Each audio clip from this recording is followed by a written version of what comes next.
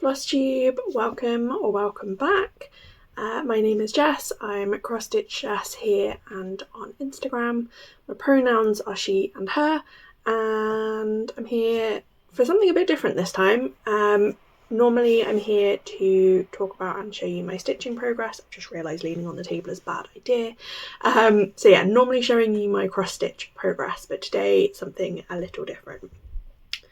All the way back in October last year, so literally like 6+ months ago at this point, I asked on my Instagram stories, how are we organising our patterns? Like, how are we keeping track of PDFs? Where are we storing them? How are we grouping them? Just how? What do? And part of that was about storage, and part of it was about being able to almost browse your collection. And I think through some of the answers and through thinking about it myself, I've realised that those are two separate problems that possibly needed two separate solutions. But it was a kind of broad question that was asked. And I got a broad answer. So thank you to everyone who did reply. There were a whole range of responses. I would say around half of them were just basically replying to say they are chaos gremlins like me, and they have either a folder or, like, I've always used Google Drive, but people were saying either Google Drive or Dropbox, or like their downloads folder was just a chaos of patterns and they had no system either, but that they would love to know what I came up with from other people's responses. So that is what we're here for. I'm here to share, and hopefully we can all be a little bit more organised. I am very much one of those people where I'm either meticulously organised, so like my work inbox, my work email inbox, I have like an empty inbox policy, so as soon as something's dealt with, it gets filed or it gets deleted. If it's in my inbox, it's because I need to like actively do something for it still. My personal inbox, I'm pretty sure I'm now at several thousand unread emails. It's just chaos. So two extremes for you. And I very much wanted my cross stitch like to be in that first category, that organised category. So I said before about there being almost two different problems here. So one is how you actually store the PDFs so that you can find what you need when you need it. And the other is about being able to browse. So for example, we're currently in May, but in a couple of months it's going to be Jolly July. I might want to go and look and browse through the patterns I already have and go, what do I have that's Christmassy that I might want to stitch? And I think trying to solve both of those problems in one solution was where I was going wrong. So we've divided and conquered separately.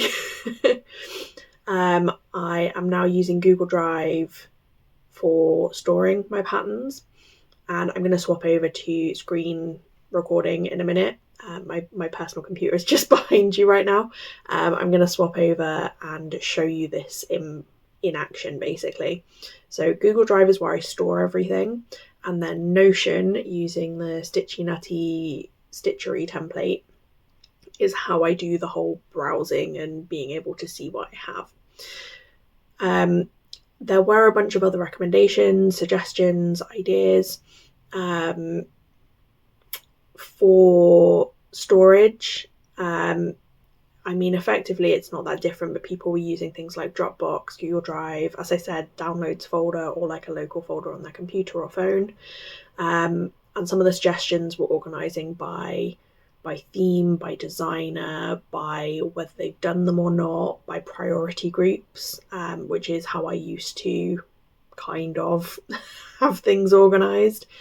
But yeah, ultimately a folder of storage and then grouping them in a way that works for that person.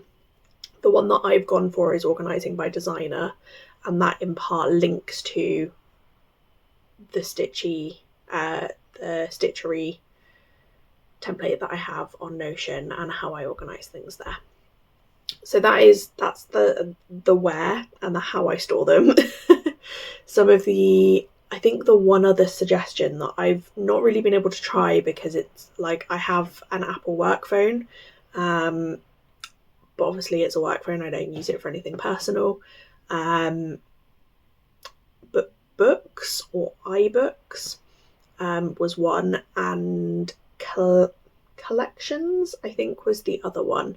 I think collections was like a standalone app, so I don't know if that's one that's available elsewhere, but from the conversation I had with that person, it sounded like it's very similar to Notion. So if you already use Notion, I stick with that. If you already use collections, stick with that.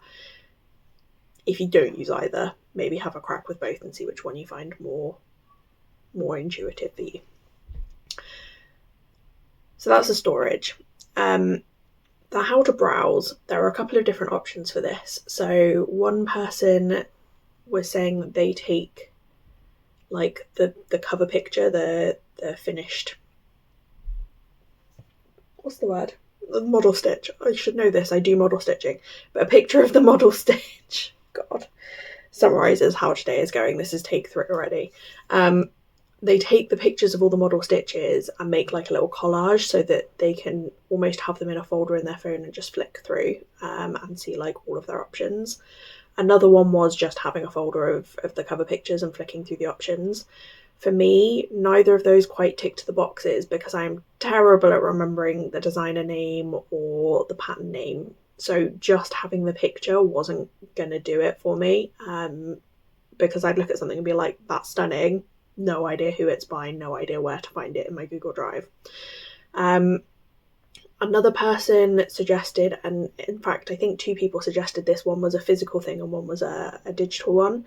So essentially making like a little reference card for each pattern. So having, in fact, the how I do overlays is probably a fairly good example of this, but having it like in a rectangle rather than picture up here and text down the bottom. But basically like a picture of the thing, of the design, and then just some text underneath, almost like a Polaroid. That's the easiest way of framing it, but using that white bit at the bottom to like have the designer name, the pattern name, that kind of thing. And I think one of the people suggested they do that digitally and then have them to flick through. I can't remember if that was like in an app or whether it was just like they create it by editing a photo and then have them in a folder in their gallery on their phone.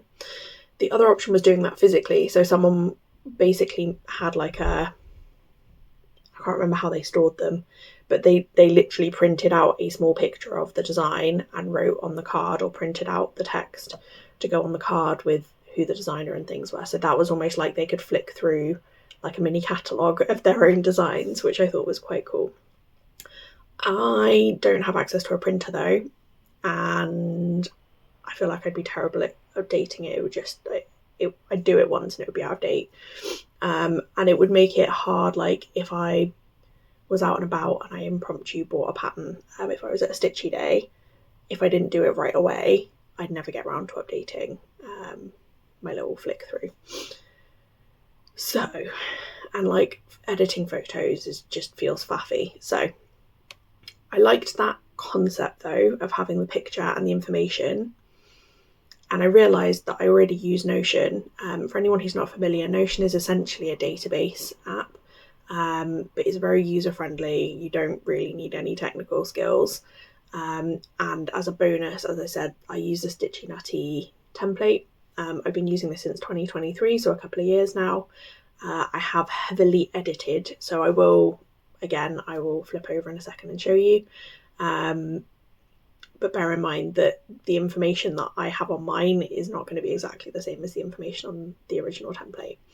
But it's very easy to edit. If you're going to do that, do it on a laptop or a computer though. Don't try and edit the like structure of it on your phone. It's just not worth the hassle.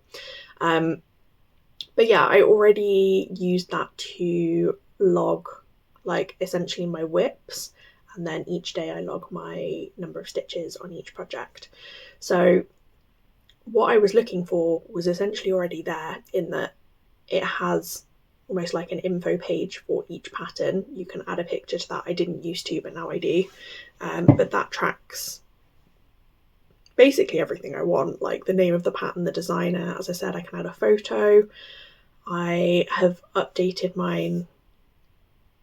Do you know what? At this point, I'm going to flip over and show you, because there's no point in me trying to remember and reeling things off when I could be showing you. So I will be right back. So hopefully you should now be seeing me in the top corner, and you should be able to see my Google Drive. So this is my cross stitch patterns folder. This is where I keep everything cross stitched. So you can see down here I've got some completely random things like stitchy stats, where I keep track of year-on-year stats. We're in monogamous May, so I'm keeping track of that. My fabric tracker, which I've shared before, I'll include a link for if you're interested in seeing that. But the folders at the top here are patterns and how I organise my patterns. So the two main folders that we're going to look at is the by designer, this one with the star, and the new patterns to be logged, which I can't remember how you add a star to. Add to start, there we go. So basically when I buy a new pattern, I will download it and immediately put it in this new patterns to be logged folder. At the moment it is empty, but I have just made an Etsy purchase. So let's download these, and I intentionally have it set up to like ask me where I want to store it. I unfortunately can't put it straight onto Etsy, so I normally drop them into my downloads folder initially. No, didn't want to open it. Go away. Let's not show the pattern to the whole world. And then number 3. So I've downloaded the 3 files from, downloaded the 3 files. Hopefully no more are going to unintentionally open. So I would then come straight to this folder and upload, and look for downloads, and just grab all 3 files.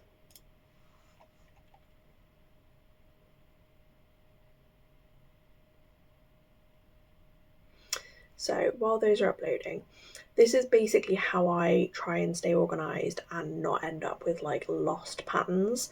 I've had some in the past where I've gotten them in an email and I've just forgotten to go back and grab them, or I've downloaded them on my phone and then never been able to find them again. So this is basically my like catch-all. If it goes straight in here, I can't lose it, and at some point I can come back and do the organising. So what do I do with them after that? So once I'm ready to add them to Notion, and then they get moved into this by designer folder. So as you can see, I've got a whole list of different designers down here, some quite well known, some are quite small ones from Etsy, but every designer gets their own folder.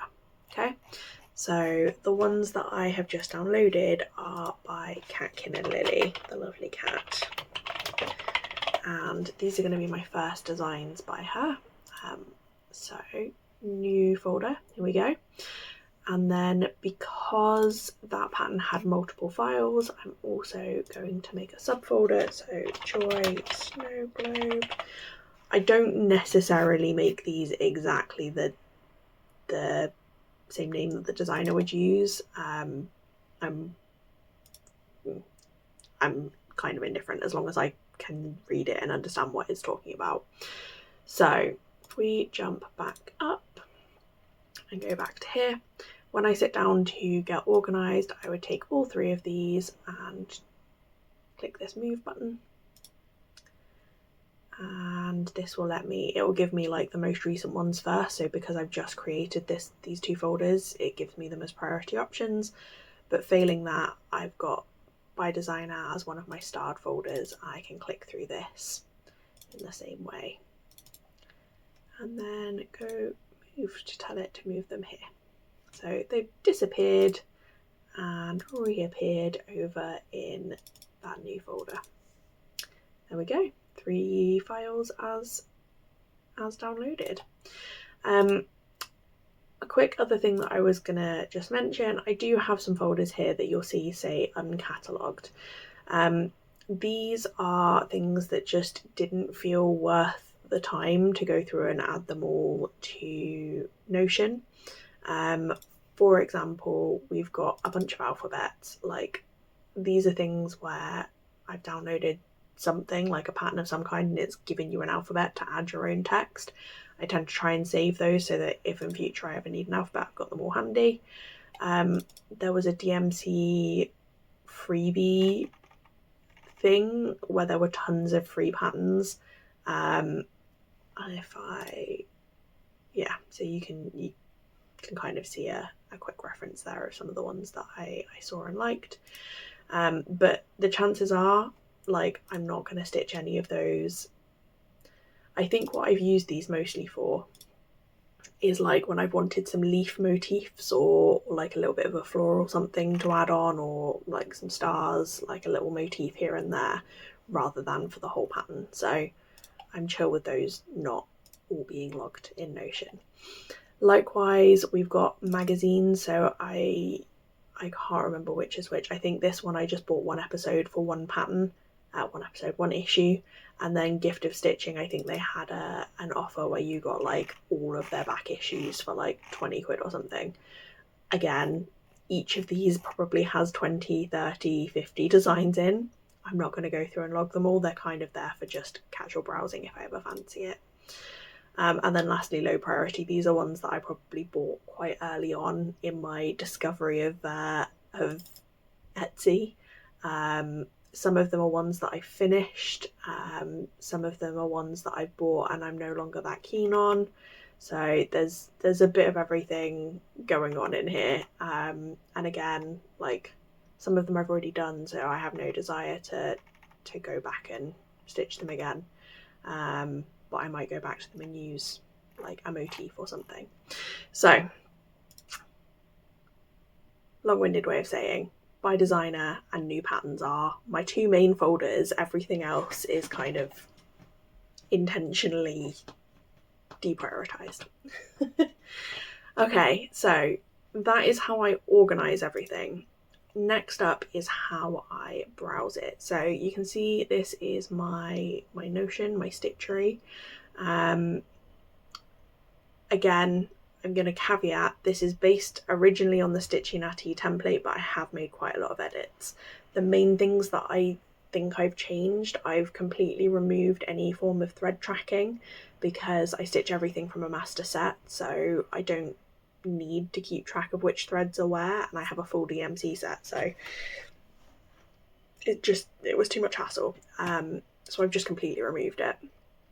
I basically simplified this down to, I log my stitches, and you can see here my sort of tracker of what I've stitched in the past month or so, and again the same thing but just laid out differently. So that's my stitch tracker. I use that because I like stats, because I'm a nerd. And then my patterns and projects. So let's click into the patterns and projects list. So you can see across the top here I've got some different views. This is basically looking at the same list of information, the same set of projects, but maybe it's filtering. So my project list version, for example, just shows my in progress whips and my finishes. It doesn't show things that are just in stash and not being worked on. I think whips is like the same list of things I'm working on but with their pictures.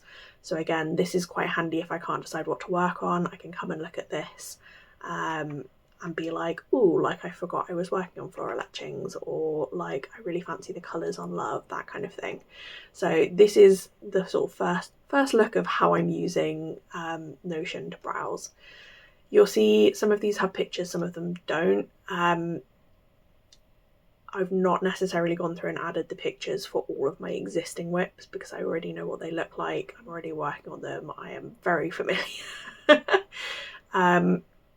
But in terms of patterns, so we've got the pattern catalogue over here. So the pattern catalogue is where the stash tracking magic happens, really. So you can see here everything is grouped into these different categories. So we've got the in progress and all the different types of finishes that I keep track of, which is basically the same as what you see in the project list. But then we also have patterns in stash, to be kitted up, and things that are already kitted up. So this is basically just a list of all of the things. And you can see we've got some different columns here with different types of information. So if I click into, let's pick a good one. Trying to spot one that's got all of the information. Let's go with this one. So this is an owl forest, and you can click and sort of view the information a different way. So to start off with, we have the picture. I like to have the little symbols because they show up in my stitch tracking, and then the name of the project. We then have this first sort of 6 or 7 different data points, I guess, bits of information, and this is what I fill in when I just have the pattern. So the designer, owl forest, and this is how I then know if I wanted to come and look at that pattern up close, come down to my owl forest folder, and there's that pattern, Emerald Bird Night Songs. So that is part one. Second piece of information is basically which of these categories it fits in. So for this one, I have the pattern, I haven't kitted it up, I don't have any plans to start it in the imminent future, so it is just in my stash. The next one is the pattern type. This, I think, is the first thing that I've added to the Stitchy Nutty template.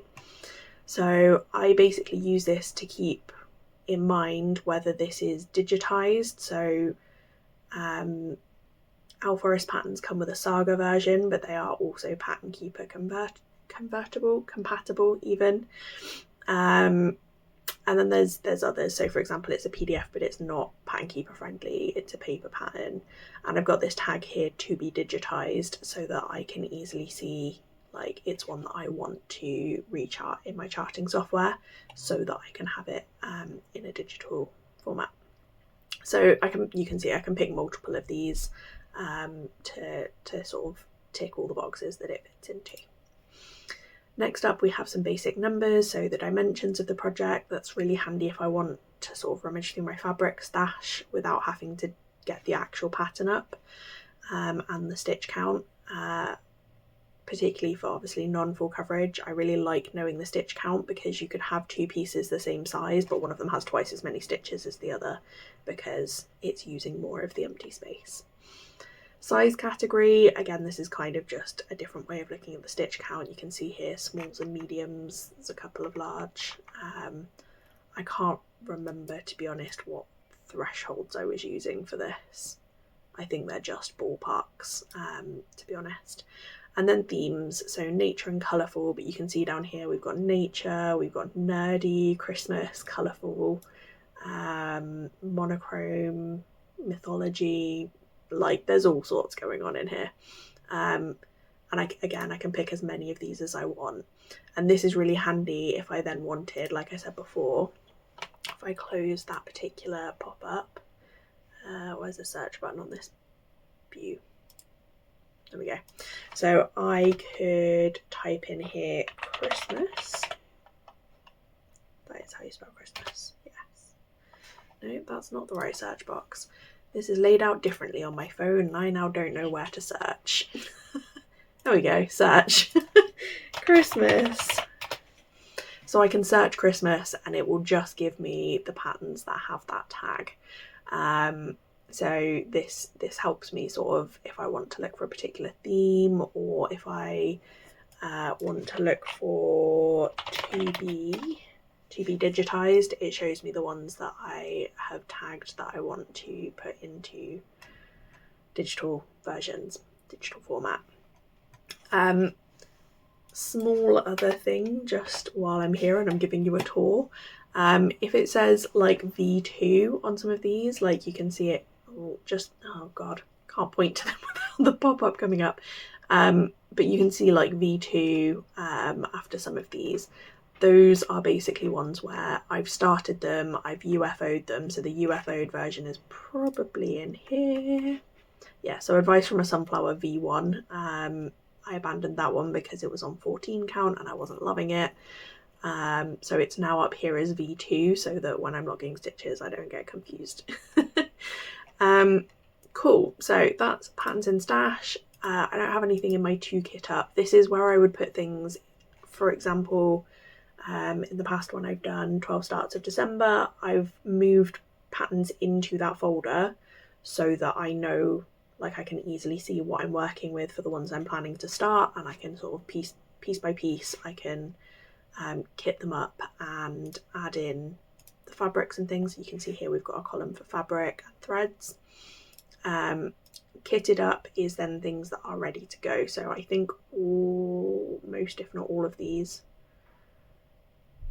are things that have been purchased as a kit. So they came kitted.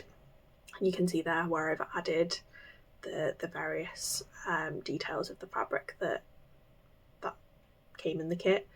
And you can see here for the threads, I log whether it's kit provided or called for and that kind of thing. So that's like how I capture the information, but how do I browse it? Because this is not, they're still just names. That is where we have patterns and kits over here. So this, again, it's that same information, but with pictures. So the exact same list of pattern and stash and kitted up. And I think if there was anything in the to be kitted folder, it would show up there as well. But this is how I would then browse and have a little peruse and pick what I want to stitch.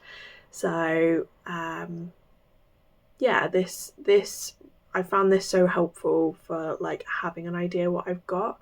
There are a couple, even just opening this now, like the greenhouse, the Fabulous Houses greenhouse, and this Quaker Pumpkins are both immediately calling to me. But for example, I can't remember off the top of my head who designed this, so I can just click on it and I get the little pop-up, that same set of information, and it tells me who it is, and I therefore know where to go find it in my Google Drive.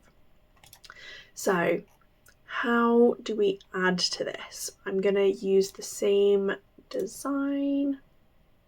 Let's go back to Catkin Lily, and for this one I don't we want the layered version. May have to carefully edit this because I don't know what information is provided on the first page. Hopefully it's cover page. There we go. So this is the pattern that I am planning to stitch from Cat. I'm going to pop this, oh, go on, half page, and then we'll have this on this page. So this is the pattern that I'm planning to stitch. Zoom out, that's, zoom out, there we go. So we have a lovely cover picture here. We have some of the pattern information. So I'm gonna make a new project and we're gonna, what's it actually called? Snow Globe Joy. I called it Joy Snow Globe, we're close enough. Snow Globe Joy. The designer, so these automatically come up in alphabetical order, but as I said, I've not had a pattern from Cat before, so Catkin and Lily, and we create a new tag, and that will now show up in the list. To kit up, it automatically puts them in the to kit up. I'm going to pop it back in pattern and stash. I do have plans to start this year, but not like tomorrow. So I've had a little peruse of the pattern and just double checked, and it does have a Pattern Keeper version further down. So we are going to tick the PDF Pattern Keeper box because I'm confident that will go in absolutely fine. Dimensions, we have that down here, so 58 by 63. So I've just done some quick maths to add up how many stitches. I would usually do this by chucking it into Pattern Keeper and it would tell me, but I am filming on the phone where I would normally do that quick test. So Kat very helpfully provides with her thread key, she provides the number of stitches for each colour. So I've just quickly added those up to add in the stitch count. And then size category, I'm going to call this small. I think small, my original like groupings was anything under 5,000 was considered small, so we'll pop that in there. And then themes, we've got Christmas, let's call that nature. we have an ornaments one. I didn't bother alphabetizing this because it felt a bit pointless. Let's add in a category for ornaments. Perfect. So that is the main bit of information. The last couple of things to do is add an icon. And I normally just, oh no, that's not how you spell snow globe at all. Yeah, I normally just play around with this to see what I can find that I think fits. I think for simplicity, we're just, oh, let's go Christmas tree actually. There we go. And then for a cover picture, just going to snip this, and that will have saved to my screenshots folder. And then we're going to add a cover, change, upload, screenshots, there we go, and that will take a second to upload. And I already can't remember what it was called, snow globe, there we go. So you can now see that that's shown up in my little picture gallery. So that is, I think, everything. I hope you found this useful. I'm really glad that I asked the question and got all the suggestions that I did. And I really hope that this sort of combination resonates and possibly helps someone. If you have any questions, anything I've not answered, please do feel free to ask. I will be happy to answer anything that I've forgotten to say. But I mean, Google Drive is Google Drive, but I really do recommend Notion for staying organised with your stitching, especially if you're nerdy like me and you like the numbers. There's lots of different views. You can see like snapshots by year, you can see stats by month. It's been, yeah, I love it. I'm gonna leave it there. Like I say, I hope you found this useful, and I will catch you again next time. Happy stitching. Bye.